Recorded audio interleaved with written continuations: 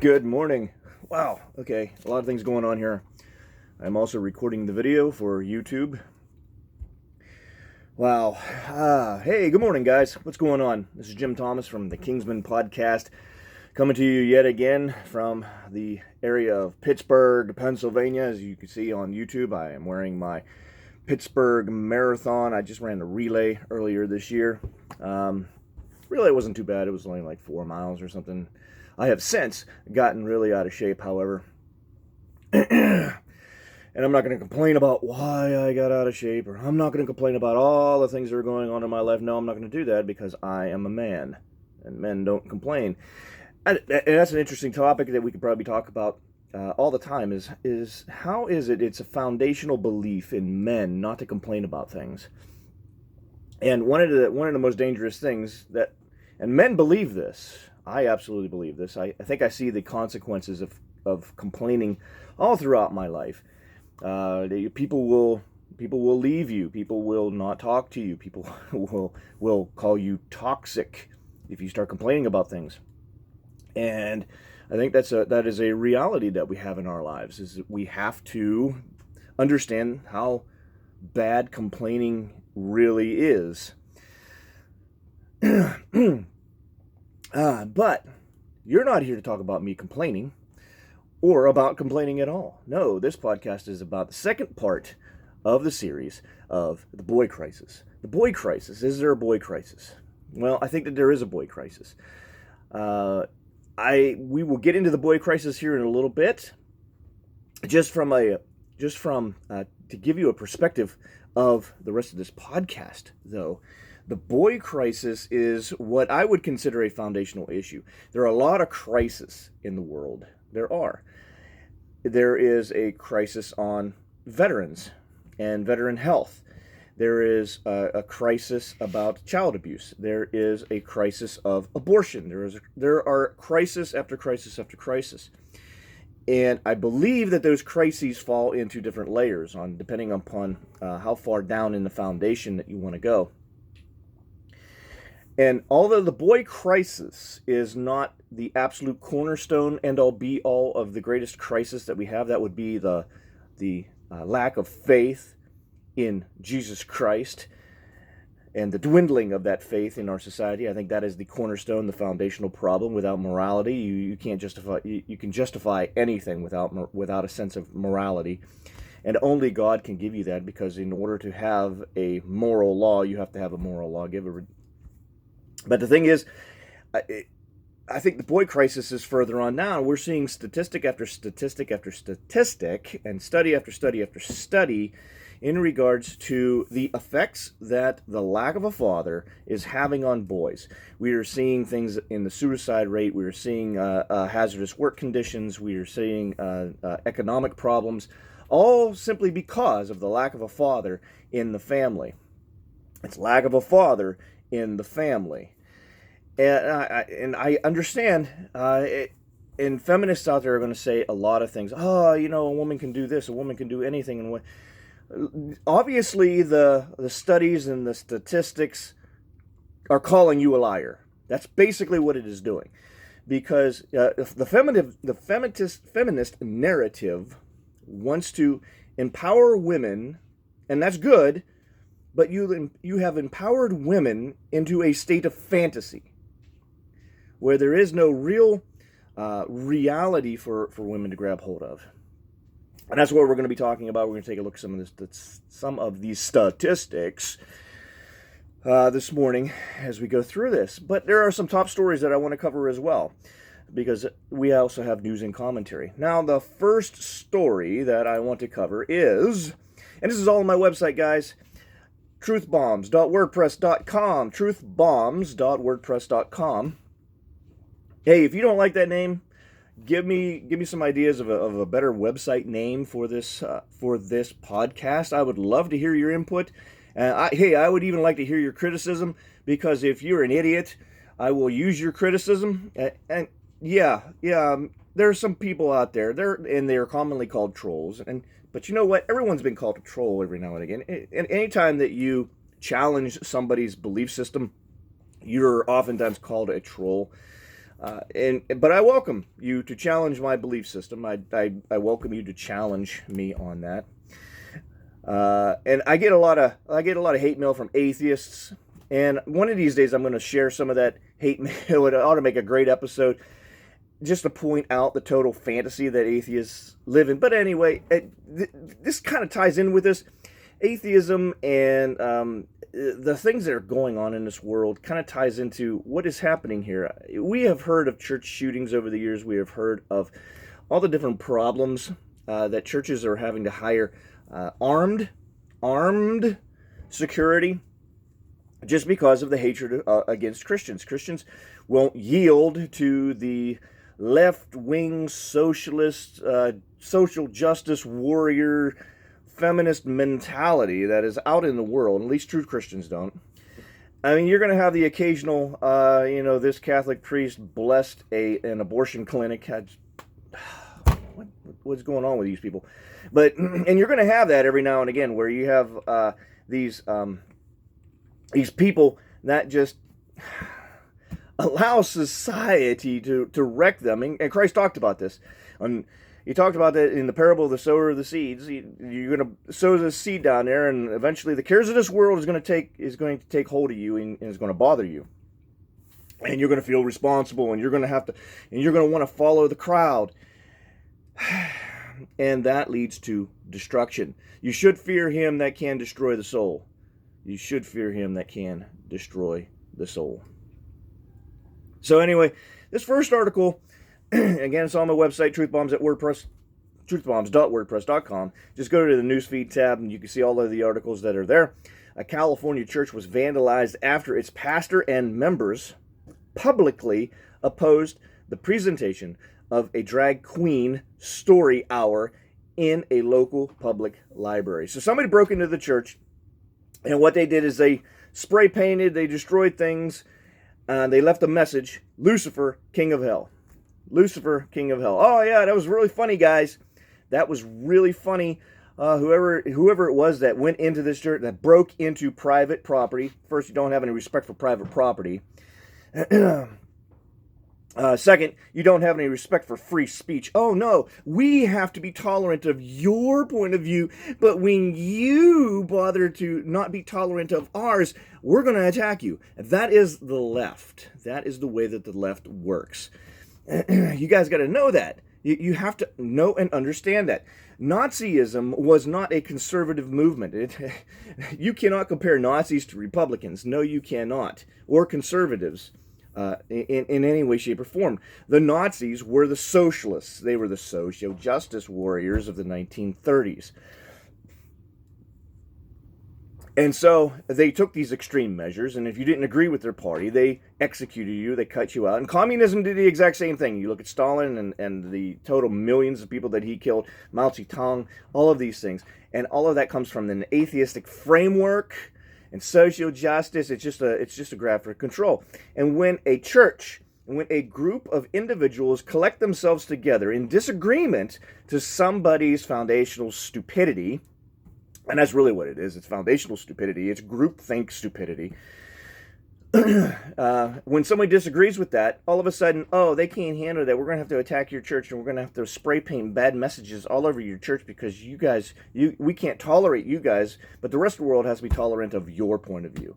This is ridiculous. We live in a world today that does not respect everyone's opinion. Now, I can contradict your opinion, and I can give you evidences in justification of why your opinion is wrong, and you should be able to see that. But no, we live in this weak generation today that you have one little argument and your entire week is ruined. Why? Because you're a weak individual. That's exactly what it is. You are a weak individual if you cannot handle someone challenging your belief system. And I can handle somebody challenging my belief system. I even have changed some of my belief systems over the years. My throat is really dry this morning. I did a little bit of a run on the treadmill, but I think it's allergy season, and allergies tend to hit me really hard here in Pennsylvania. The next story that we have this morning is scientists suggest eating human flesh to fight climate change. Climate change. You guys, again, this social justice stupidity that is happening in the world today, and there's no evidence for climate change. And you want to say, oh, this iceberg melted. Well, yeah, that happens. There's really no evidence to it. There's a lot of evidence against this climate change, but let's spend $1 trillion or 14 trillion. I forget how much the Green New Deal was supposed to be doing. Let's spend let's just say $4 trillion, $4 trillion, which is an amount of money that one cannot ever imagine. That would tax you into slavery, guys. You understand that. If you support that Green New Deal garbage, you're taxed into slavery. You think taxes are bad every year whenever you have to do your taxes before April 15th? And if you notice, that National Tax Day keeps getting moved back. I'm not talking about April 15th. I'm talking the day that you have finally paid off the government what you owe in taxes. We keep pushing that throughout the year. And let's just say it's in March right now. It's in March. The money that you earn up until, say, March 1st of every year, that belongs to the government. Now, that's kind of ridiculous. If you want to pass, say, a $4 trillion, because I know that the Green New Deal is in the trillions. If you want to pass that, it's going to push that date probably all the way to November. That's just ridiculous.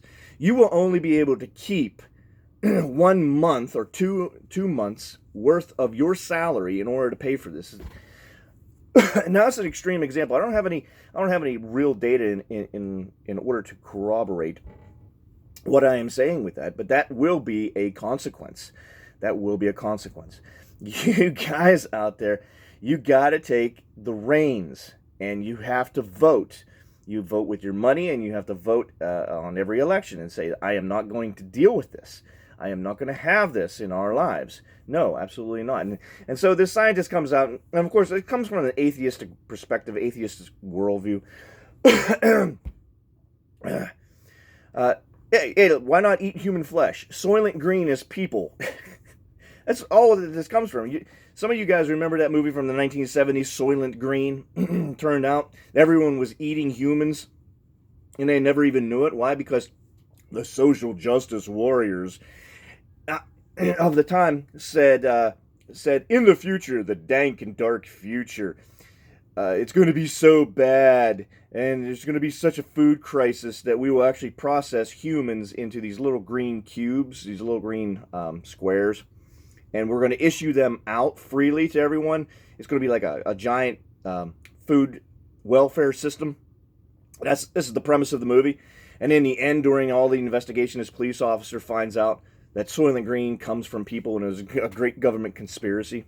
The thing about that is, it's not going to be the Republicans that do that. You look at the countries like Venezuela and the things that are going on in there, and how destructive that socialism / communism / social justice garbage.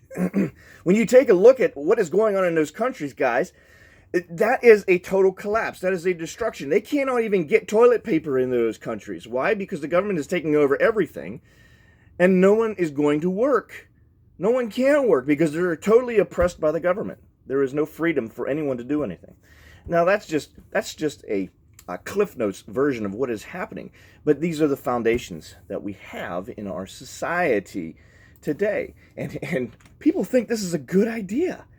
People actually think this is a good idea. I got a friend of mine, his name is Mo Ron. He thinks it's a good idea. Mo Ron. Now, the next top story that we have on truthbombs.wordpress.com is hundreds of Michigan school teachers are subjected to Islamic propaganda. Islamic, let me say that. Let me make that very clear. School teachers. Who watches our kids most of the day? It really isn't us.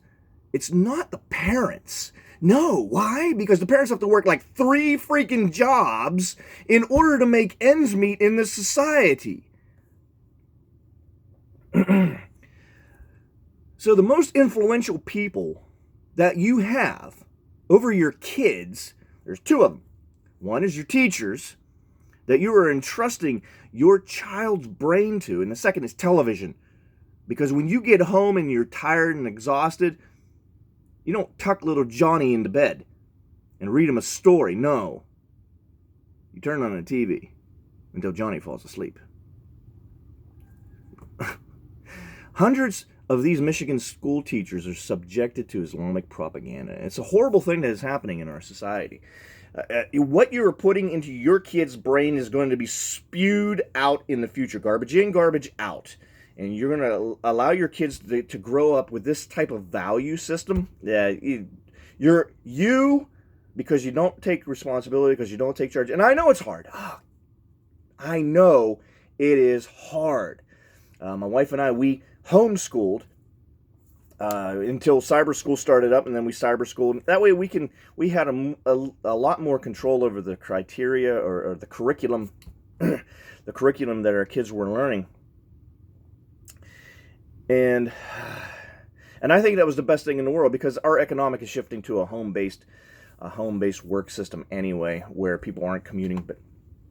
And I think that set up our kids for a much better future. But still, to have the teachers, those who are teaching our kids, those who are influencing them, to have an Islamic propaganda involved in that framework, in that worldview that teachers have, that's a serious problem, because that is not a value system that I want taught to my kids. Now, to counter that, and good news does not get enough praise. Good news definitely does not get enough praise. CBS News, and okay, you're coming from CBS News, which is owned by Disney. Or no, that's ABC. CBS News. Anyway, it's still one of the liberal medias. It's still one of those top liberal. It's owned by a guy named Mo Ron. President Trump appeared to endorse efforts by legislation in several states to allow public schools to offer Bible classes. Yes. Way to go, my brother Trump. Look, you don't want to talk politics? You'll find another channel out there. You can go ahead, go on Spotify, go on Anchor.fm. You go ahead and you find yourself one of those liberal whack job podcasts to listen to, or YouTube has plenty of those liberal owned by Mo Ron for you to listen to in regards to that. But here, no, there is no distinction between conservatism and Christianity. Now, Christianity creates conservatism. You got to know and understand that. And that's the way of reality. Because the Bible creates culture. The Bible creates culture. Be ye transformed by the renewing of your mind. That's what Paul wrote. You have to change. You have to become this person that God wants you to become. Transformed. Duh. Yeah, but we're not doing that. No. We're not doing that. We're taking away the foundation that our society was built on. And I have other podcasts and things like that that talk. There's a great book out there called God in America. Fantastic book. Illustrates every article, every evidence. There is just no questioning it at all. I have a cat over here eyeballing me. Okay, she left. Sometimes she just wants to be all up in my business. Now, those are the top stories. Let's talk about this boy crisis, because that is a foundational issue. I mean, it's not the cornerstone. We already talked about that. It is not a cornerstone crisis, but it is a crisis nonetheless, because men not being involved in the family, men not being involved in their sons and daughters, there are some real serious issues. Now, the answer to the question, is there a boy crisis? It is unequivocally yes. Yes, there is a boy crisis. You know, it's not our girls that are shooting up our schools, guys. It's the boys. The boys are finding ways in order to get weapons, in order to kill people, because this society has not valued them. This society keeps putting their thumb on them. So we discussed some of the factors that are involved in the male suicide rate and also the crime rate. And we're living in an increasingly hostile world against men, a world that is hostile to the male frame of thinking. And social norms are forcing the female frame onto all social structures. I want you to understand it. We have policies and even laws, programs, all in place for the female frame, not for the male frame, but for the female frame. You think a single father who has a baby can get WIC? That might be changing in some places. I don't know, but for the most part, the answer is no. No, it's not there for the man who needs it just as much as a woman. But all of our social structures, there are over 2,000 shelters in the United States for women, for battered women. There's one for men. Even though the statistics show that more men are abused by their wives, by their partner, that's what the study shows, by their partner, than it is. And you could probably say, oh, homosexual men are getting married and now they're starting to beat each other. First off, I don't know if that's true. Secondly, the still 2,000 to 1 ratio, that's a problem. That's still a problem. The problem isn't in the data. The problem is in what we have created in our society. There is an imbalance. People are still getting abused, but they don't have the support system. Now, worthless men consider themselves worthless. This is why the suicide rate for men is so high after they lose their job. So many guys put their value on the things that they do and the things that they have. You need to turn to scriptures in regards to being content with the things that you have. And I'm not saying being content with who you are. I want you to always and increasingly perform self-growth.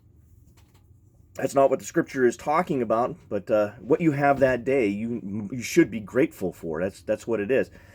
And I was doing some reading, and this really isn't part of the podcast, but there is some distinction. Women define contentment in a certain way, and then men define contentment in a completely different way. I think that would be really good for a future podcast. but for today, that's not on our list. You see, men consider themselves worthless, especially when they don't have the economic ability to provide for their family. Why? Because, men are protectors, producers, providers, and they have to seek after self-mastery in order to have happiness in their life. And that's what this podcast is completely about, is trying to make men happy through self-mastery. Now, whenever you look at the statistics, at the height of the Great Depression, 154 men committed suicide per each 100 women. So it's almost double the amount. 100 women would commit suicide during the Great Depression, but over 150 men would be also committing suicide during that time frame. Why? Because the social constraint, the social pressure, the anxiety, the stress, it was more laid upon men in order to make a difference in the life of their family, and they took that to the extreme, where they saw no value for themselves whatsoever. Actually, when a person commits suicide, they believe that they are more valuable dead than they are alive, whether it's for insurance policies. And there's a number of stories out there, stories about, I remember the story in Dr. Warren Farrell's book, The Boy Crisis, where I'm getting a lot of this information from. A guy named Brad comes back from Afghanistan. He's dealing with some post-traumatic stress disorder. And he has some problems. His family is really having a difficult time dealing with it. He can't hold down a job, and because he couldn't hold down a job, he just kissed his wife and his children goodbye for the day, took the car out, said he was just going to the grocery store, and he slid off the road. There's a lot of those statistics that just don't get counted because men tend to make it look like an accident in order for the family to collect on the insurance. Yeah, it's insurance fraud, but men at that point are very desperate. Very desperate. And we get to that point, guys. We get to that point where our entire lives are falling apart. We're down on our knees. We're praying to God, and nothing is happening. That's a different podcast altogether. You can't make God do something for you. You have to be willing to put in the work. But it gets back to the point, hey, we have serious issues. And we handle stress differently than women. The studies are showing today that now that women are going into combat, just in the military, and they narrowed down the studies to the men and the women that have gone into combat. Now the suicide rates are starting to line up. Okay, you see what I'm saying? When the women are exposed to the same framework as men, specifically in combat, post-traumatic stress disorder, and all those problems that traditionally men have had to deal with, the suicide rate then equalizes. Women are committing suicide at the same rate that men are committing suicide at. And this is a problem. Why? Because men instinctually want to protect women, and now they see themselves even more as a failure because they couldn't protect women in a combat zone. And we're adding stress to men yet again. And what are we doing when we subject women to that type of stress that that really God did not create them for that type of stress, for that type of an environment? But it comes down to, I've heard many of the past generations say, hey, women want equal rights, they get the equal consequences that go with it. This is what we are seeing in our world, and I'm not saying that is a good thing. That is a good thing, because those consequences have impacts upon our society. And you and I have to live with those impacts upon society, and that's what we're seeing here. We're seeing the impact of those consequences of what happens whenever we treat men in a certain way. Now, I'm not saying that we have to treat women badly. No, absolutely not. This context is about men and the problems that men have. I understand.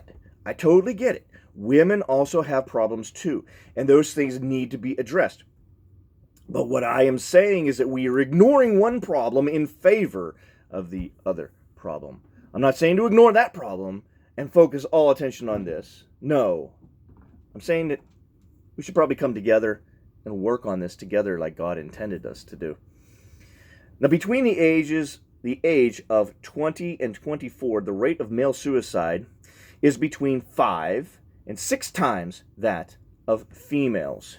So after puberty, before puberty, the male and female suicide rate is kind of the same. But after puberty, men all of a sudden, the stress that is on men is really ridiculous. And when I'll think about it. When you go on a date, guys, you take your girl out. Who pays?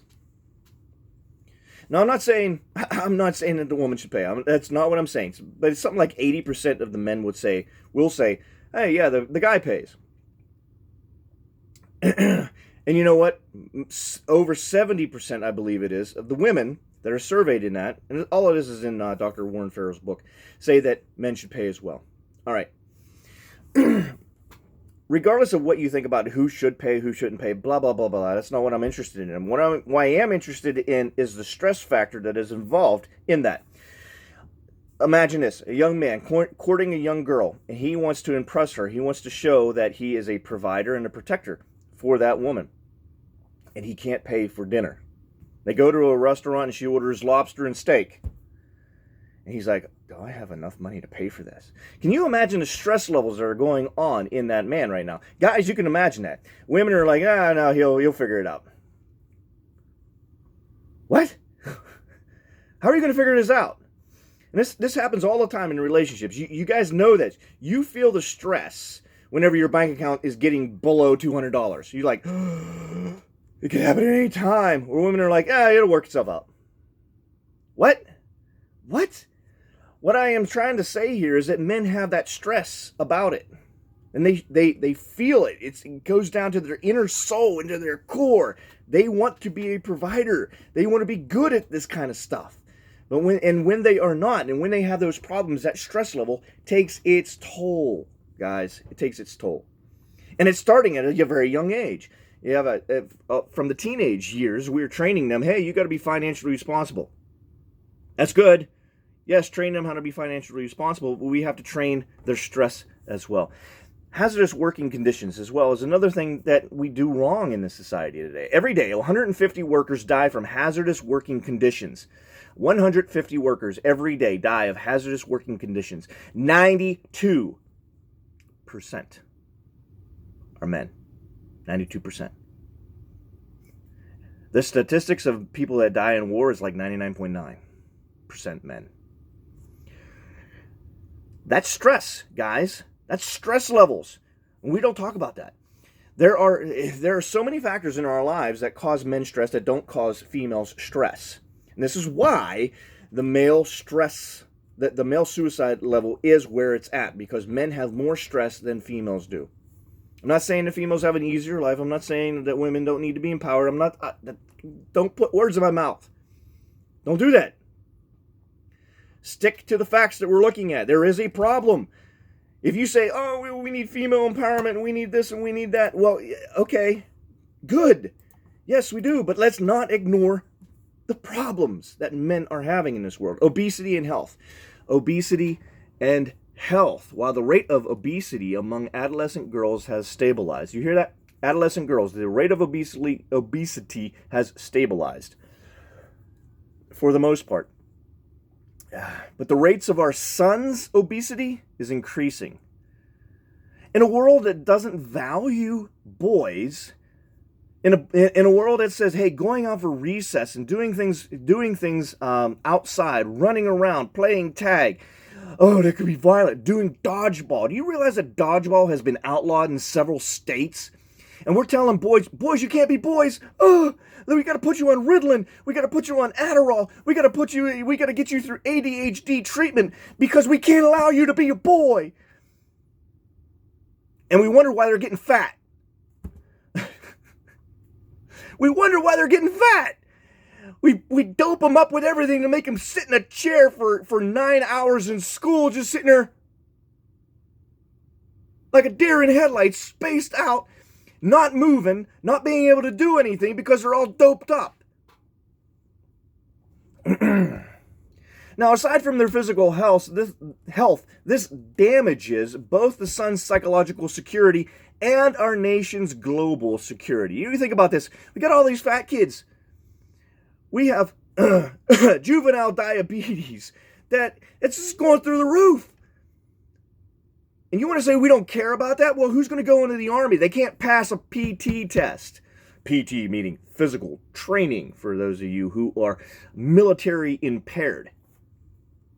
They can't pass a PT test. They can't get by. Why? Because they keep stuffing their face full of donuts. It's the only thing they have left in life in order to feel good about, because society has told them that they're worthless, that they don't have any value whatsoever.